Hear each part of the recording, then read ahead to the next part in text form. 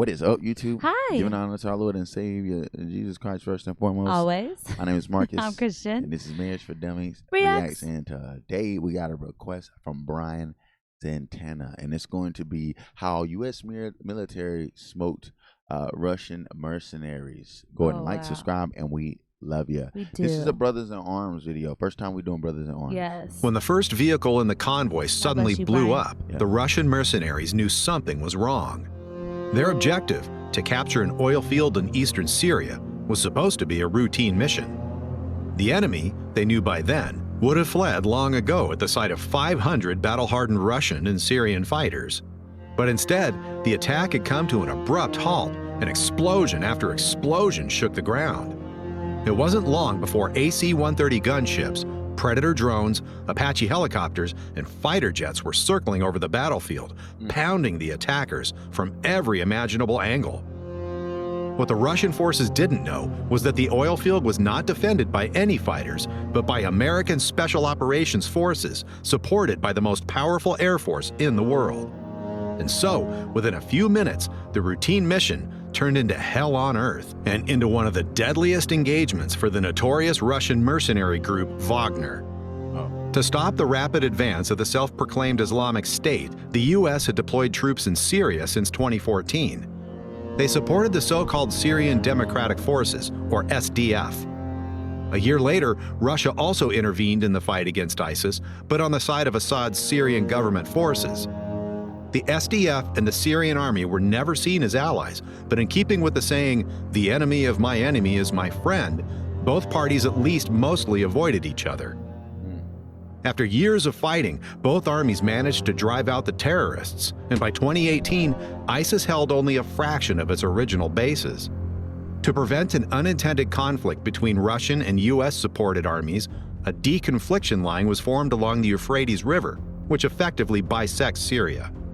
In addition, both parties were able to contact each other through special telephone channels that were kept clear at any time. But despite all these precautions, on February 7th, just a few miles from the Euphrates River, the first deadly clash between Russians and Americans since the Cold War occurred. All right, hold on. First, I want to let you know if you want to react to a particular song or some content you're choosing, the best way to get us to do that, go into our description. We got Cash App, Venmo, PayPal links. Click on one of those. And a donation along with the name of the song you want to, or content you want us to react to, and we'll hop right on it. We will. Yeah. All right. Yeah, they're about to get into the story now. Yeah. Late in the evening of February 7th, 2018, 500 Russian and Syrian fighters attacked an SDF military base. The base was located about 5 miles east of the Euphrates River and controlled one of the country's main oil fields. Thus, like most oil fields, the area was officially on the Syrian Democratic side of the ceasefire line. But this did not stop the Syrian-Russian troops in any way. The attackers were supported by various Russian-made battle tanks, as well as mortars, artillery, and rocket launchers, with which they began shelling the SDF base without warning. In addition, Russian Air Force aircraft were on standby to provide air support, but initially remained on the ground. However, while everything was initially going according to plan for the attacking forces, the phone suddenly rang in the Russian headquarters near the Euphrates. A representative of the U.S. military was on the line and wanted to know whether Russian fighters were currently trying to take the military base at the Conoco oil fields. Here, not only the Syrian Democratic Forces were under heavy artillery fire, but also their allies, American Green Berets, Army Rangers, Marines, and various support units.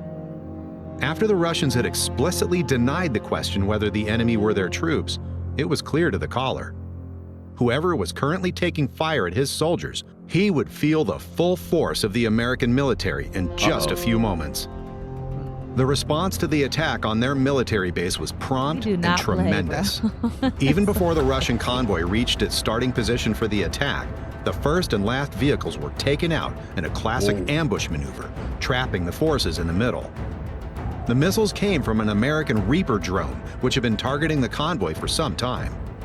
However, to the Russian Wagner mercenaries on the ground, the drone was invisible, and they had a hard time understanding where the fire suddenly came from. It didn't take long for more shells to hit, spreading chaos on the battlefield. American artillery and HIMARS rocket launchers engaged the convoy, inflicting numerous casualties. While the Russian forces were still trying to realize what was happening, 4 Apache helicopters appeared on the horizon. Although the gunships were several miles away, no one could hide from their precise infrared optics. Oh my. The laser-guided Hellfire missiles found their target in the Russian battle tanks, while the 30mm cannon forced the enemy infantry to withdraw. Few of them were able to escape the explosive shells, and a Russian survivor later reported that they suffered about 200 casualties within the first few minutes, almost half of the entire attack force. That's crazy. The reports that are on TV about Syria and the 25 people that are wounded there from the Syrian army, and, well, to make it short, we've had our kicked. So one squadron lost 200 people. Right away, another one lost 10 people. And I don't know about the 3rd squadron, but it got torn up pretty badly too. So 3 squadrons took a beating. The Yankees attacked. First, they blasted the out of us by artillery, and then they took 4 helicopters up and pushed us in a merry-go-round with heavy caliber machine guns. They were all shelling the holy out of it, and our guys didn't have anything besides the assault rifles. Nothing at all, not even mentioning shoulder-fired SAMs or anything like that. Yo. So they tore us to pieces for sure, put us through hell. And the Yankees knew for sure that the Russians were coming, that it was us, Russians. Our guys were coming to commandeer an oil refinery, and the Yankees were holding it. We got our beat rough. My men called me. They're there drinking now. Many have gone missing. It's a total It sucks. Another takedown. While AC-130 gunships circled over the battlefield engaging individual targets, large B-52 strategic bombers completely destroyed the convoy. Those who managed to escape hid in buildings, but even there they were not safe for long. Late into the night, the attackers were hunted by F-15 fighter jets, whose bombs penetrated even the best cover.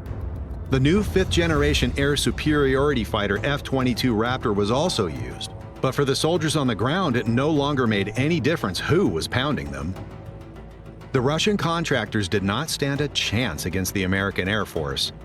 Although there were rumors that some pilots from the nearby Russian air base were asking for permission to take off, the blue-painted Su-34s and 35s remained on the ground. The attackers' casualties were so heavy that in the middle of the battle, one of the Russian commanders called in and asked for a ceasefire, indicating that Russian military was in contact with the attacking fighters after all. A published call from a Wagner mercenary sums up events in Syria. Don't do that. Just had a call with a guy. So they basically formed a convoy, but didn't get to their positions by some 300 meters. One unit moved forward. The convoy remained in place, about 300 meters from the others. The others raised the American flag, and their artillery started ours really hard. Then their choppers flew in and started fucking everybody. Ours just running around. Just got a call from a pal, so there are about 215 killed. They simply rolled ours out hard. Made their point. He's trying to be so serious. What the cars were hoping for in there? That they'll fucking run away themselves? Yeah. Hope to fucking scare them away? Lots of people fucking so bad they can't be fucking ID'd. There were no foot soldiers on the American side. They simply fucked our convoy with artillery. Wow. When the battle ended early next morning, there was nothing left of the convoy of vehicles. All combat vehicles have been destroyed, with the exception of a single battle tank and armored personnel carrier. Of approximately 500 Russian and Syrian attackers, at least 200 were killed or wounded. Wow. One of the mercenaries later reported that in some places they found solidified melted sand and gun barrels bent from the heat. Wow. There were no casualties on the American side and no reports of damaged aircraft. Only one of the SDF soldiers in the base at the oil field was wounded by Russian fire, but survived. The incident sparked outrage on both Russian and Syrian sides, but since the Americans had repeatedly reassured themselves through the Russian officials, they could not be blamed. According to intercepted phone calls between the leader of Wagner and Russian ministers, the attack was even said to be an order from Moscow. For Wagner Group fighters, the Battle of Conoco Fields went down in history as Red February and was one of their most humiliating engagements. At least some of them received a medal specially made for this event. Very good word. It shows a Russian soldier surrounded by flames, heroically shooting at an American Apache helicopter. a scene that probably never took place in this way. The Syrian Democratic Forces and their American allies had successfully defended the base at the oil field and continued to fortify it. The demonstration of their superior air power was meant to be a warning to any hostile forces not to mess with the wrong people. Yeah. Interestingly, when Syrian and Russian fighters gathered in the area again about a month later, the Americans once more contacted the Russian commander in charge. This time, it was not long after the end of the phone call that the entire Russian-Syrian fighting force hastily withdrew. For those who made it this far, thanks for watching. If you want to help us produce more content, feel free to leave a like and tell us what you think of the attack on the U.S. base. That was just Did the Russian military know it was their own mercenaries and deliberately sent them to their deaths? Or is it just another big misunderstanding due to the fog of war? Whatever you think, we're eager to hear your opinion. Yeah, that was a show of don't mess with America. Sent them up. Okay? That's crazy. Don't mess with America. Yeah. Just don't do it. Yeah, don't even play with us. Don't lie about what you're doing, what your intentions are, because just in case, we're going to cover our butts, okay? But God bless y'all. We love you. We'll see you in the next one.